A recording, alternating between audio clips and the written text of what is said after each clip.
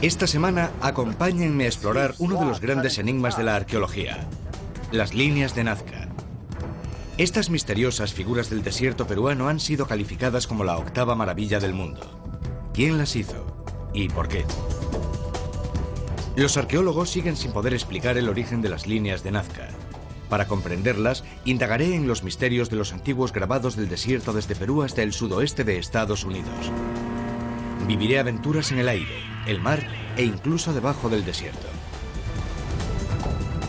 Una vez más, estamos investigando la historia y vamos a llegar hasta donde haga falta. Esto habla por sí solo.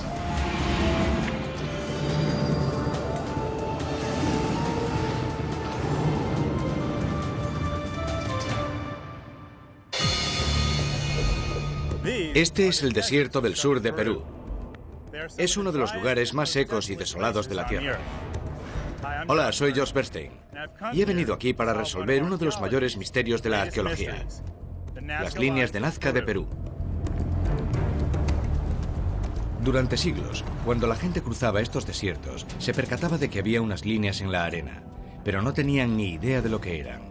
Entonces, en los años 20, se iniciaron los primeros vuelos en avioneta. Cuando los pilotos vieron esto desde el aire, se quedaron atónitos. Por primera vez pudieron ver que las líneas formaban parte de un enorme conjunto de figuras geométricas llamadas geoglifos que cubrían todo el desierto. ¿Quién las hizo? ¿Y por qué? Aquí comenzó el misterio de las líneas de Nazca. La llanura de Nazca es el llamado Valle de los Muertos de Sudamérica, porque hace un calor insoportable y casi nunca llueve. En un lugar situado entre el Océano Pacífico y las montañas de los Andes habitaba una misteriosa tribu. Los antiguos Nazca, que vivieron aquí entre el siglo IV y el IX, no construyeron grandes ciudades. Vivían cerca de los fértiles valles de los ríos al otro lado del desierto. En las llanuras, entre los valles de los ríos, realizaron sus monumentales diseños. Las líneas de Nazca se han convertido en uno de los misterios arqueológicos más famosos del mundo, y he venido aquí a explorarlas. Esta es la moderna ciudad de Nazca, con alrededor de 30.000 habitantes. Como pueden ver, ha cambiado mucho desde la antigüedad. Pero hay algo que no ha cambiado, y es que mucha gente sigue viniendo aquí para ver las líneas, que están solo a unos kilómetros de la ciudad. La ciudad de Nazca tiene una mezcla interesante de mercados al aire libre, tiendas de campesinos y cibercafés. Es una ciudad curiosa, pero para empezar mi expedición he decidido pasar de las tiendas y echar un buen vistazo a las líneas. La mejor manera de ver las líneas, bueno, en realidad la única manera es desde el aire. Hay un montón de avionetas convencionales que hacen un tour por las líneas, pero yo estoy buscando algo un poco más original y emocionante. Vamos a ponerlo bien al fondo, al medio. Eduardo Herrán es probablemente la persona que mejor conoce las líneas de Nazca. Lleva 26 años sobrevolándolas. Vaya, ¿es segura? Sí, lo es. No creo que yo pese mucho más que esto. Sí, pero eso es bueno para los vientos de Nazca. Es la mejor manera de ver las líneas. Es un ULM, un ultraligero. Bueno, pongo mi vida en tus manos. ¿Sí? Sí. Eduardo ha descubierto 324 líneas y figuras y ha trazado un mapa de ellas. El tema le apasiona. Me contó que se había pasado 12.000 horas sobrevolándolas. ¿12.000 horas sobrevolando las líneas de Nazca? Sí, durante 26 años. Eso es una locura. Totalmente. Bueno, vamos a ello. Vamos, amigo. Muchachos, vamos. Esto es un ultraligero y tú estás a punto de descubrir las líneas de Nazca. Eduardo me contó que había tenido varios accidentes en el ultraligero y que en uno de ellos casi se mata. Eso no era lo que yo quería oír en ese momento, pero tampoco me iba a echar para atrás. ¿Entonces el ala se cayó así de repente? Si él está tranquilo, yo también. Parece una avioneta bastante inestable, y supongo que lo es. Pero hemos despegado sin problemas y estamos ascendiendo poco a poco. Mientras vamos ganando altitud y hasta que al fin pueda divisar la pampa o el desierto de Nazca, me relajo observando lo que voy viendo en la tierra bajo mis pies.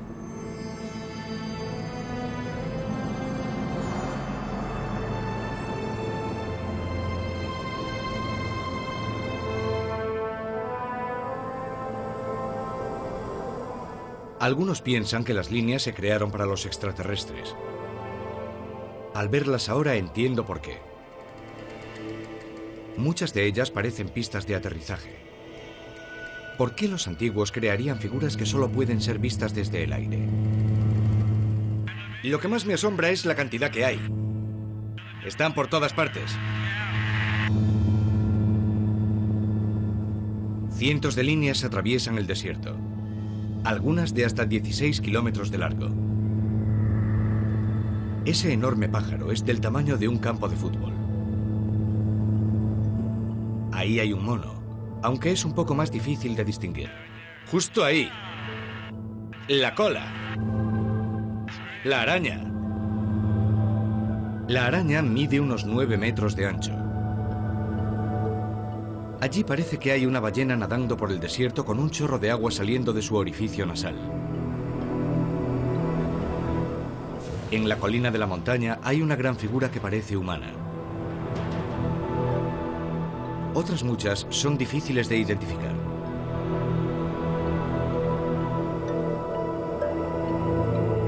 Hay una en particular que atrajo mi atención. ¿Qué es eso de ahí? Parece una flor. Eduardo me contó que nunca la había visto antes. Mira, enhorabuena, has descubierto una. ¿En serio? Sí. ¡Wow! Esto es increíble. La primera vez que sobrevuelo las líneas y he descubierto una nueva figura de Nazca. Sí, 325. Hay cientos de figuras. De hecho, Eduardo ha encontrado 324. Pero a pesar de eso, he tenido mucha suerte de encontrar una en mi primer vuelo y haberla podido grabar. He encontrado una. Mira que he pasado por ahí montones de veces. No me digas. Es la primera vez que vemos la flor. Ahora ya tenemos 325 figuras. La primera vez que sobrevuelo las líneas de Nazca y encuentro una. Yo le dije a Eduardo, ¿qué es eso? Y él me dijo, no puede ser, has encontrado una. Gracias. Genial. Enhorabuena, me ha regalado una nueva figura. Es increíble. ¿Recuerdas que te dije, qué pasa? Y tú me dijiste, echa un vistazo allí. Nunca había visto esa figura. Hoy es la primera vez y le hemos hecho una foto, así que necesito que me des esa foto, por favor. O sea que ha sido un verdadero descubrimiento, no es ninguna broma. Totalmente. Ayer tenía 324 y hoy tengo 325. Increíble. Gracias. Ha sido genial. Aunque no hubiese descubierto el geoglifo, las líneas también hubiesen despertado mi interés. ¿Qué significan? ¿Por qué hay tantas? Es hora de atravesar el desierto en busca de respuestas. Cuando se habla de las líneas de Nazca, siempre surge el nombre de Maria Raicke. Esta increíble mujer alemana dedicó la mayor parte de su vida a estudiar las líneas. Durante 60 años, hasta su muerte en 1998, estudió las llanuras de Nazca, explorando a fondo cada una de ellas, y muchas veces pasando la noche a la intemperie, obsesionada con el misterio de las líneas. Estaba segura de tener todas las respuestas.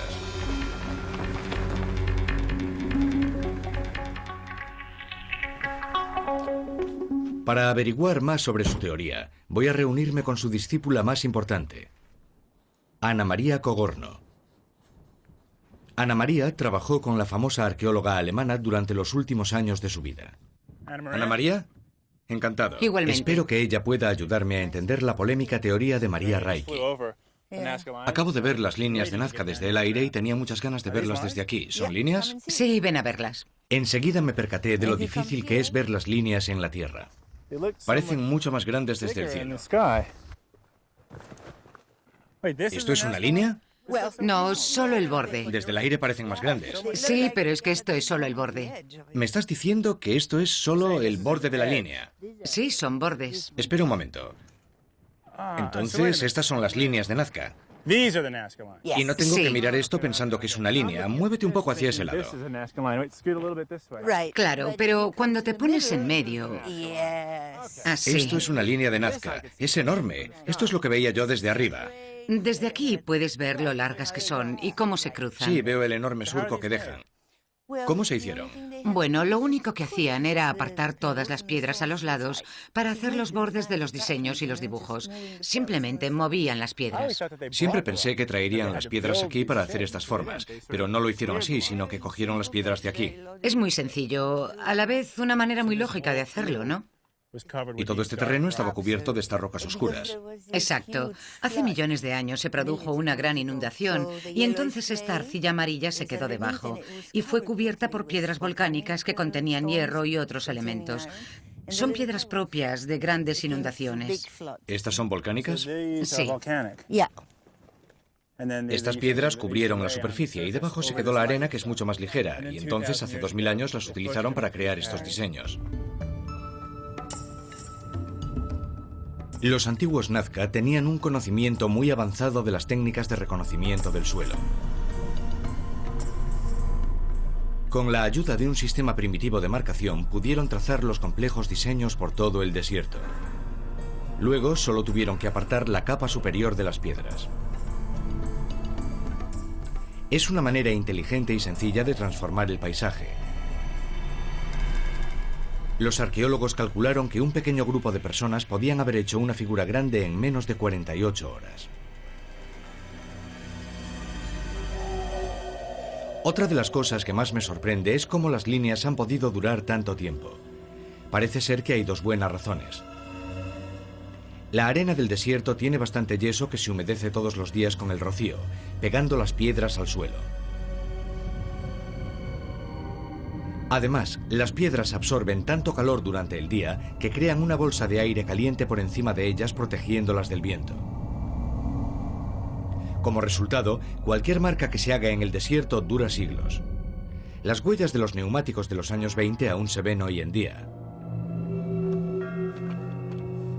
Entonces ya tengo claro cómo hicieron las líneas. Ahora quiero saber por qué las hicieron. Ana María me comentó que este es el mejor lugar para hablar sobre la teoría de Maria Raikki. Estoy observando que ahí hay un trapecio. ¿Qué significa eso? Bueno, las líneas y las figuras no solo estaban relacionadas con la posición de la luna, el sol y las estrellas, también con los solsticios. Entonces, el 21 de diciembre, que empieza vuestro solsticio de verano, mi solsticio de invierno, esta línea señalaría el lugar del horizonte desde donde saldría el sol.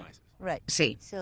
Las líneas señalan el horizonte y las figuras serían las constelaciones. Es una idea fascinante. Maria Raikki pensaba que los antiguos Nazca habían trazado las líneas como si fuesen un gigantesco buscador de estrellas, un mapa del cielo nocturno. Las figuras eran las constelaciones. Las líneas que señalan la posición de las estrellas les permitían marcar las estaciones. Si esto fuera cierto, los Nazca se convertirían en los mejores astrónomos del mundo antiguo. Pero la verdad es que esta teoría es demasiado vaga. Lo que me contó Ana María es realmente interesante, pero solo hay un problema, que solo un 30% de las líneas de Nazca entrarían dentro de la alineación astronómica. Y cualquier línea que dibujes en el desierto tiene un 30% de posibilidades de señalar algo en el horizonte. Y la constelación es igual de aleatoria. Si miras al cielo por la noche, puedes dibujar casi cualquier figura que te propongas. En general, la teoría de la astronomía no parece que nos vaya a llevar muy lejos. Estoy sobre la pista de uno de los misterios más importantes de la arqueología, las famosas líneas de Nazca, en Perú. Ya he descubierto una figura de Nazca, para sorpresa del veterano piloto Eduardo Herrán. ¡Es increíble! He descubierto una. Gracias. También investigué una antigua teoría, según la cual las líneas eran un gran observatorio astronómico. Pero esta teoría no tiene demasiado fundamento. Tiene que haber otra explicación. Para seguir investigando, necesito acercarme más a los habitantes de Nazca que desaparecieron hace 1000 años. He visto las líneas que dibujaron y el increíble lugar en el que vivían. Pero no sé mucho sobre los Nazca. Me han dicho que el mejor sitio para aprender sobre ellos es el cementerio del desierto llamado Chauchilla. Me acompañará Deborah McLachlan, especialista en cultura nazca. ¿Qué es esto? Es una de las 13 tumbas que hay aquí y tiene unas cuantas momias dentro. Así que estos son los huesos de un habitante de Nazca. Sí, del último periodo Nazca. En realidad, el cementerio fue utilizado durante un periodo de tiempo mucho más largo. Se utilizó hasta el periodo Bari, que fue una cultura posterior. Entre los siglos VII y IX. Sí. Del periodo preincaico, de finales del Nazca. Exacto, sí. Para proteger los esqueletos, los arqueólogos los metieron en fosas.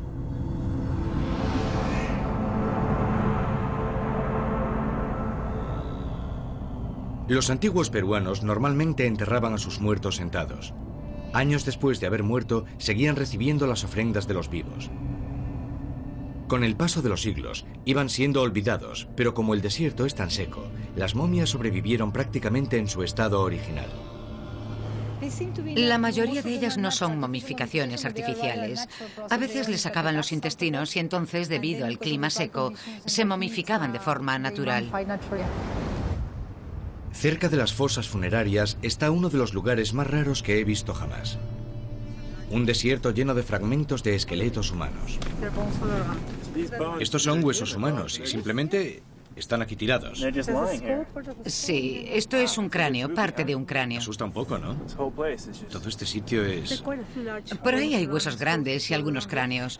Hay trozos de cráneos, huesos por toda esta zona. Aquí hay incluso restos de algodón. Es eso de ahí, justo ahí. Sí, aquí. Madre mía. Esto es un trozo de la tela que llevaban puestas las momias que acabamos de ver. Sí. O sea que aquí debajo hay una persona. Probablemente hay un montón de gente por todo este sitio.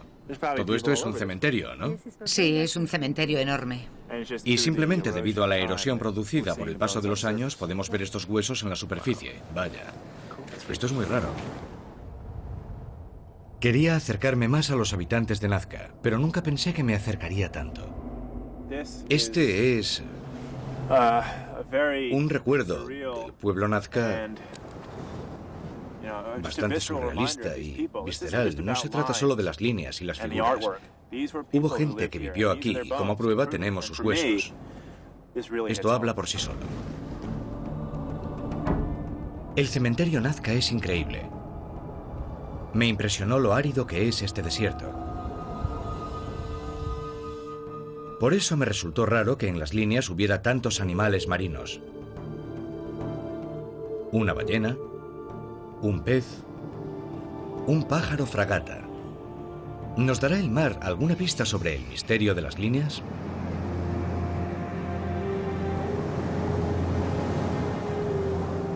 Cuando llegué al mar, descubrí una de las costas más impresionantes que he visto jamás.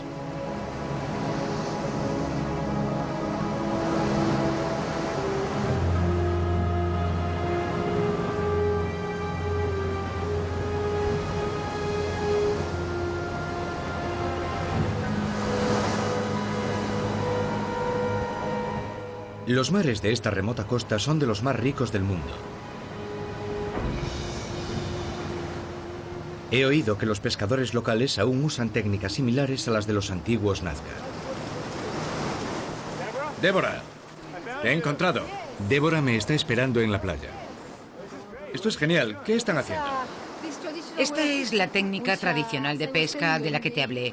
Pescan de una manera muy parecida a como lo hacía la gente en la época antigua. Usan esta especie de flotadores. Son como flotadores grandes. Sí, son flotadores, pero en la época antigua inflaban pieles de león marino. ¿En serio? Sí, así que era algo parecido a estos flotadores, solo que en aquella época eran de piel.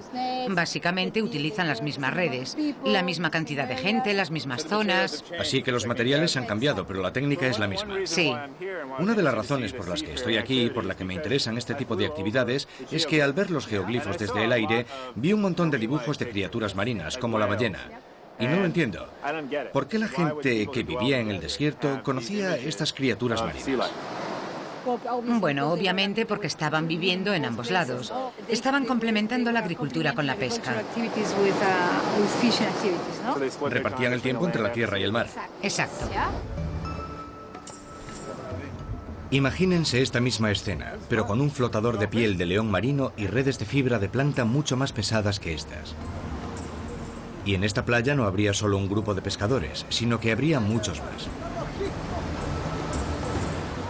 Ha llegado el momento de aprender directamente las técnicas de pesca de los Nazca. Espera, cógeme esto. ¿Qué vas a hacer? Voy a ir con ellos.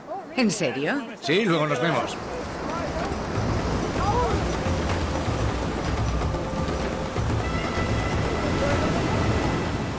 El agua está helada y el oleaje es bastante fuerte. Para hacer esto todos los días, los pescadores de Nazca debieron de ser muy fuertes y decididos.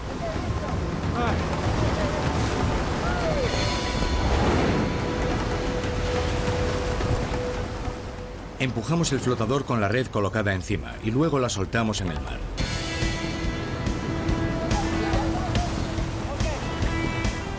Una vez estirada, tiramos de la red hacia la orilla, agarrándola fuertemente desde los lados.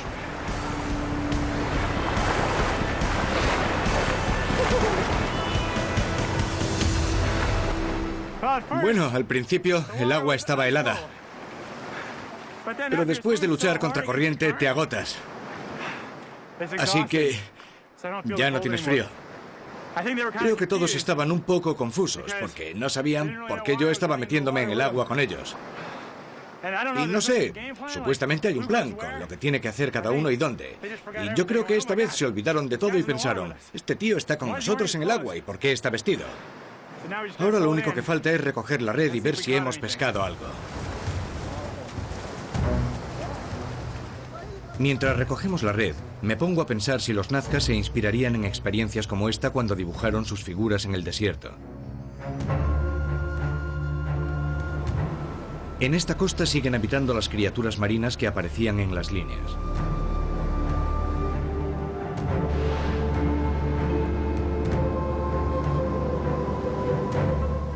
Podría ser que simplemente dibujasen los animales que veían a su alrededor. Pero en este caso, ¿por qué dibujaron un mono? Los monos más cercanos se encuentran al otro lado de las montañas de los Andes, en la selva del Amazonas. Aquí no he podido encontrar las respuestas, pero hay otra teoría que tiene que ver con el agua. No con la del mar, sino con la que sirve para regar los campos. En medio del desierto, el agua es el lujo más preciado. ¿Quién hizo las famosas líneas de Nazca en Perú y por qué? Cuanto más averiguo, más confuso se vuelve todo. Ya he investigado la primera teoría de las líneas, que apuntaba a que eran un mapa astronómico. Pero resultó que, como mucho, nos daría una explicación parcial. Se ha demostrado que solo el 30% de las líneas señalan los puntos de solsticio o tienen algún tipo de relación astronómica.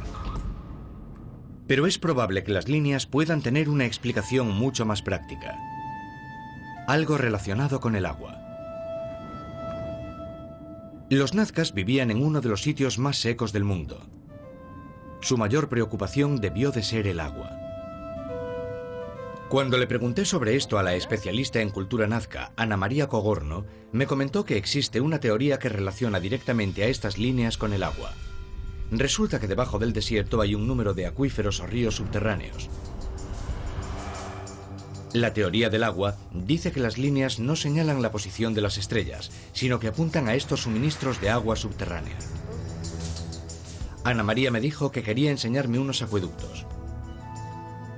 Los Nazca construyeron acueductos que conducían el agua desde los acuíferos. Necesito investigar esto más a fondo. Así que construyeron esto hace 2000 años. Lo increíble es que aún lo usan. ¿Qué están haciendo ahora esos hombres? Están limpiándolo, están quitándole todas las algas para que el agua pueda fluir bien. ¿Y de dónde viene el agua? De la capa freática. Así que esto es agua subterránea. Sí, agua subterránea. Y sin esta agua no hubiesen podido vivir aquí. No, para nada. Lo más importante era conservar el agua y controlar el sistema de aguas. Quiero ver exactamente cómo los Nazca utilizaban este acueducto para conseguir agua del acuífero. Me voy a meter por debajo de una línea de Nazca.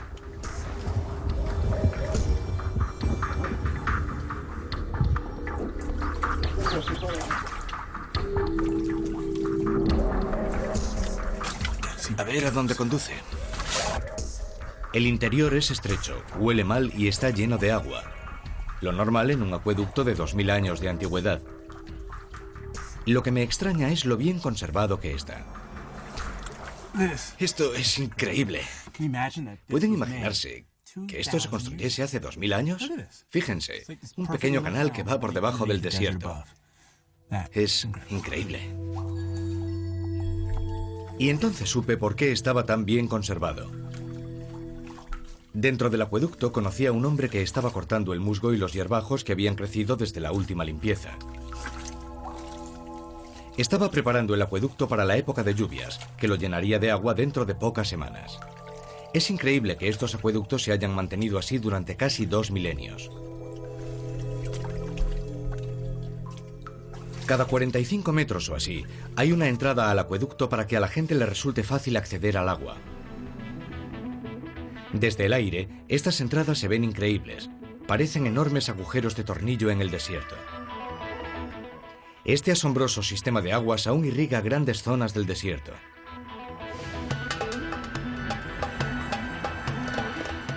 En este árido paisaje, el agua es todo un lujo. Los escasos ríos generan un oasis de verde vegetación, pero la mayor parte del año están secos. Sin embargo, los acuíferos, repletos de agua de las montañas, no se secan nunca. Según la teoría del agua, las líneas señalaban estos suministros de agua subterráneos. Los acueductos eran la única forma que tenían los Nazca de conseguir agua.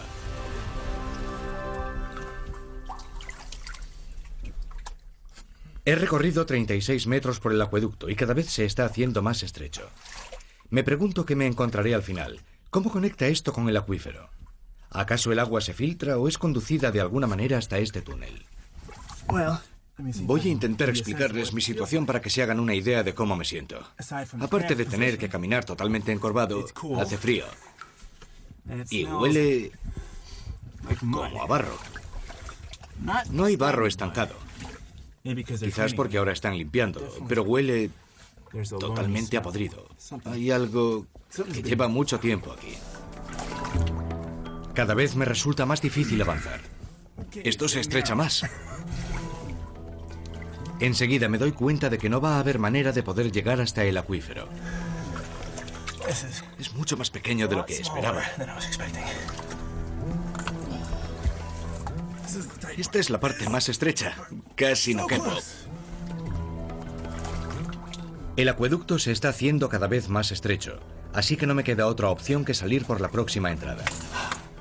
No queda mucho, solo un poquito más. Supongo que los antiguos Nazca eran más bajitos que yo.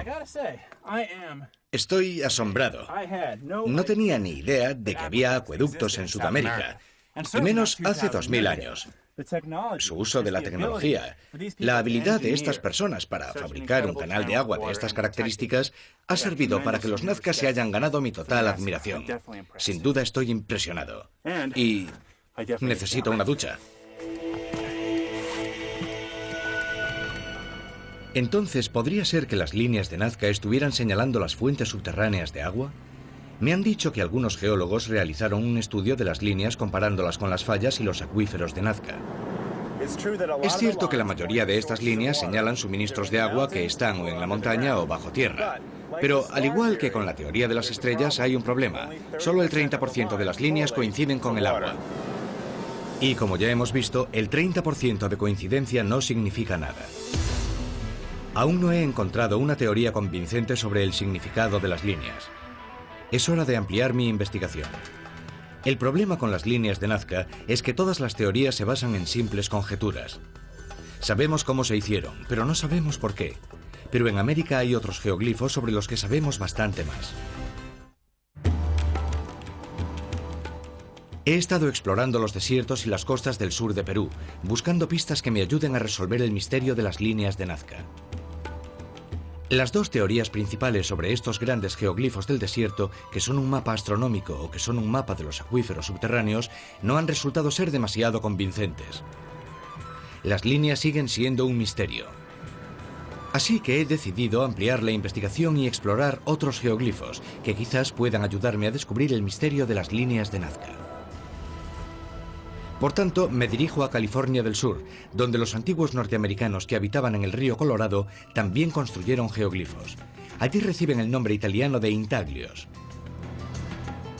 Espero que los geoglifos del desierto de Mojave puedan ayudarme a comprender el significado de las líneas de Nazca. Una vez más, la mejor manera de verlos es desde el aire. ¿Joe? Sí, Joe Shebley. Josh, encantado. Igualmente, me han dicho que quieres ver los intaglios. Sí. Yo te llevaré.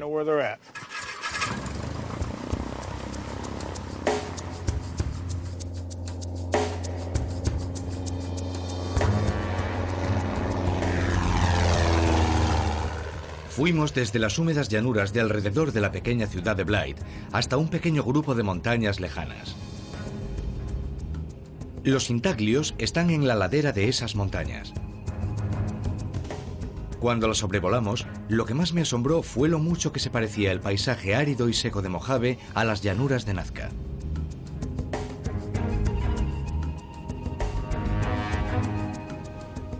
Finalmente, divisamos los intaglios en la tierra. Son mucho más pequeños que las líneas de Nazca y a veces resultan difíciles de ver. El primero parece una figura humana gesticulando. Hay otros que están bastante cerca. Allí hay otra figura humana. Al lado de ella hay un animal, pero no sabría decir cuál. Son realmente interesantes. Conocía las líneas de Nazca, pero no tenía ni idea de que teníamos geoglifos aquí en Norteamérica. Y una vez más me pregunto, ¿por qué? ¿Por qué la gente se toma la molestia de crear estas figuras en medio de un paisaje seco y remoto? ¿Qué significa? Tengo ganas de volver a pisar tierra firme y explorarlas más de cerca. Lo que diferencia a los intaglios de las líneas de Nazca es que los descendientes directos de la gente que los hizo aún habitan en estas tierras. Por tanto, lo primero que voy a hacer es hablar con Lorey Cachora, arqueólogo y miembro de la tribu Quetzán. Lorey, como miembro de la tribu Quetzán, ¿qué me podrías contar sobre los intaglios? Bueno, se utilizaban para prácticas religiosas. Hay dos tipos diferentes. Uno representa el bien y el otro el mal. Así que con esto estamos queriendo decir que existe un mundo negativo y positivo, una forma de vida negativa y positiva. Entonces, ¿me estás diciendo que estos geoglifos representan a las fuerzas cósmicas? Sí. Entonces, digamos que la gente los utilizaba como parte de sus ritos. Así es. La gente los utilizaba para muchas cosas. Cuando buscaban consuelo y sabiduría, o para cualquier cosa que uno estuviese buscando. Lo que Lorey me ha contado sobre los intaglios es una auténtica revelación. Su significado no tiene nada que ver con la astronomía o el agua, pero sí con la religión. Hay figuras que representan leyendas de la creación. También hay lugares donde se hacían rituales y se celebraban ceremonias importantes. ¿Podría ser esta también la razón por la que se crearon las líneas de Nazca? Esto podría explicar por qué los Nazca perdieron tanto tiempo y energía creándolas. Quizás, como los intaglios, las figuras representaban a los dioses de la religión Nazca. Podría ser que los Nazca estuviesen convirtiendo el desierto en un terreno sagrado, en una especie de centro ceremonial al aire libre donde llevar a cabo sus ritos.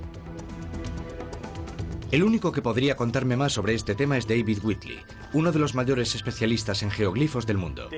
Dime, David, ¿podrían los geoglifos de Blythe ayudarme a entender los de Nazca? Lo más importante es que tenemos documentos históricos contemporáneos de nativos americanos que explican por qué construyeron estos geoglifos y cómo los utilizaron para sus ceremonias. Puede que estas no sean exactamente las mismas razones por las que se crearon las líneas de Nazca y para lo que se utilizaron, pero al menos puedes hacerte una idea de cómo eran las tradiciones de la época, por qué se construyeron estos geoglifos y para qué fueron utilizados. Y es una buena pista para iniciar una investigación arqueológica. Los intaglios son frágiles. Al igual que las líneas de Nazca, son tan fáciles de borrar como de hacer.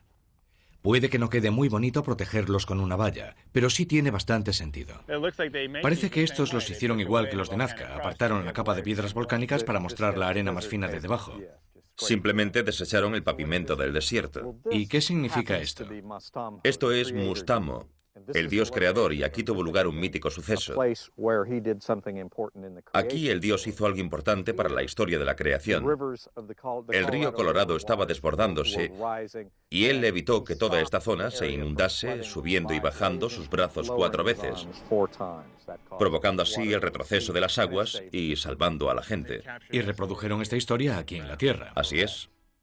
¿Y hay más? Me pareció ver otra más abajo. Sí, hay más figuras relacionadas con este acontecimiento mítico en particular. ¿Por qué entonces utilizaron este geoglifo para su ceremonia? Era como un ritual de peregrinaje. Todo el mundo venía hasta este lugar y, por ejemplo, utilizaban esa parte de ahí para hacer un baile ritual o una ceremonia en el mismo sitio donde ocurrió el suceso. Así que limpiaron todo este pequeño montículo de arena y luego llevaron a cabo el ritual aquí. Supuestamente fue un baile. Esto es lo que se hacía en los geoglifos. Era su forma de celebrar este suceso mítico. Lore y David me han ayudado a comprender mejor estos increíbles geoglifos del desierto. Está claro que en Mojave eran lugares ceremoniales. Ahora necesito averiguar si también lo eran las líneas de Nazca. Mi búsqueda del significado de las líneas de Nazca me ha llevado desde Perú hasta el sur de California. ¿Por qué los antiguos americanos dibujaron enormes líneas y figuras en el desierto? Las teorías de que las líneas eran mapas astronómicos o mapas de agua subterránea han resultado basarse en simples conjeturas. Pero en California descubrí una teoría muy diferente sobre los misteriosos geoglifos de América. Eran lugares en los que se realizaban grandes ritos, lugares sagrados donde se veneraba a los dioses de la creación. ¿Podría ser esta también la función de las líneas de Nazca? Me he dado cuenta de que sé muy poco sobre los rituales Nazca. Es hora de volver a Perú y seguir esta nueva línea de investigación. Cuando llegue a Lima, el primer sitio que visitaré será el Museo Arqueológico. Elsa Tomasto es la conservadora de la mejor colección Nazca del mundo. ¿Estas son las arañas? Sí. Son iguales que las de los geoglifos. Estoy buscando algo que pruebe la existencia de los rituales Nazca. Elsa no tarda en enseñármelo. Me coge totalmente por sorpresa. Estas son urnas ceremoniales. ¿Qué son estas figuras? Son cabezas trofeo. ¿Cabezas trofeo? Sí, aquí puedes ver que tiene la cabeza en la mano y aquí ves que está el cuello cortado. Sí, es una cabeza trofeo. El misterio de los Nazca se complica. ¿Quiénes eran? Me los he estado imaginando como importantes astrónomos, ingenieros y agricultores. Pero de repente he descubierto que también cortaban cabezas.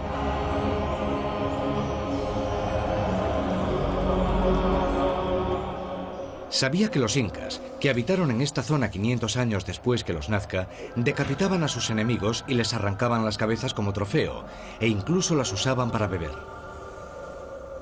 Ahora he descubierto que los Nazca hacían algo similar. En otra sala del museo, Elsa me enseñó unas pruebas espeluznantes. Entonces, esto es una momia trofeo. ¿Para qué las usaban? Probablemente para ritos. Se han denominado cabezas trofeo, pero en realidad no podemos asegurar que no hubiese habido una guerra. Vaya. ¿Puedo cogerla? Sí, ten mucho cuidado, por favor. Yo había visto momias antes, pero nunca había visto solo la cabeza. Se hace bastante raro que no tenga cuerpo. Solo es una cabeza momificada.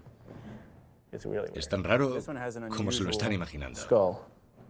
Este es un cráneo muy extraño. Es bastante peculiar. Está como un poco aplastado. ¿Por qué? Es una deformación. Cuando eran pequeños, les deformaban la cabeza. ¿En serio? Así que era una deformación voluntaria. Sí. Y hacían también otra cosa. Les despellejaban, les limpiaban todos los músculos y les quitaban todos los tejidos para asegurarse de que secaran bien, y cogían la piel y se la volvían a poner. Ya. Y luego solían colgarlos. Les colgaban del pelo. Sí, a veces era del pelo y otras de un paño de tela. No era siempre igual. ¿Y esto qué finalidad tenía? ¿Para qué servía el ritual? Quizá para obtener algo de los dioses. Entonces eran ofrendas. Elsa me contó que la mayoría de las cabezas trofeos son de habitantes de Nazca. Entonces puede que no sean las pruebas de una conquista o una guerra, sino de una violencia ceremonial, de algún tipo de sacrificio humano. ¿Ocurriría esto en las líneas? Mientras camino por los pasillos viendo los más de 1000 cráneos de los Nazca, me pongo a pensar en las escenas que debieron presenciar. Tengo que volver a Nazca a hacer algunas preguntas más. Me han dicho que hay un yacimiento en el que se están descubriendo más pruebas de la existencia de rituales. Cahuachi es un lugar al lado de la Pampa, a solo 2 o 3 kilómetros de donde están las líneas. Rubén García es arqueólogo y también el supervisor regional de toda la zona de Nazca. Cahuachi era el principal centro ceremonial de los Nazca. Aquí acudía gente procedente de todos los lugares de la nación Nazca. Aquí se hacían ofrendas y se realizaban ceremonias especiales y sacrificios. Entonces Cahuachi era como la Meca o el Jerusalén de la cultura Nazca. Exactamente. Cahuachi era enorme y estaba situado al lado de un suministro de agua al borde del desierto. Era un importante centro de peregrinaje para los Nazca. Debajo de la arena aún quedan 40 pirámides por excavar.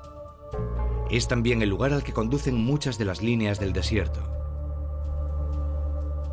Las pruebas encontradas en Cahuachi y los estudios comparativos de la manera en la que los actuales andinos realizan sus rituales han conseguido convencer a la mayoría de los arqueólogos sobre el significado ritual de las líneas y figuras. Muchas están relacionadas con la fertilidad. Rubén va a dibujar uno de los símbolos Nazca más comunes. Estas espirales están relacionadas con las caracolas, que se usaban tradicionalmente para llamar a los dioses de las montañas y de la lluvia. Al fin, están encajando las piezas del puzzle.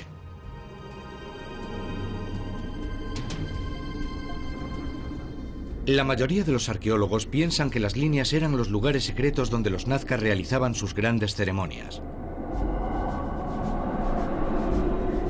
Las figuras representaban a los espíritus creadores, los dioses que controlan las fuerzas de la naturaleza. Los Nazca convirtieron su desierto en un gran altar para los dioses de la creación. Y ahora todo el mundo piensa que las líneas se hicieron para que en ellas se realizaran rituales especiales, bailes e incluso cánticos y música para atraer a los dioses. Los geoglifos de los Nazca son tan grandes porque querían que los dioses pudieran verlos desde el cielo y que al verlos se acordaran de ellos. Cuando los Nazca bailaban en las líneas y las figuras estaban haciendo una ofrenda a los dioses que tanto veneraban. ¿Acaso estas ofrendas incluían el sacrificio humano? Rubén me comentó que no existe ninguna prueba de rituales violentos en las líneas, pero es consciente de que aún queda mucho por descubrir. ¿Quién sabe qué teorías surgirán en el futuro sobre las misteriosas líneas de Nazca?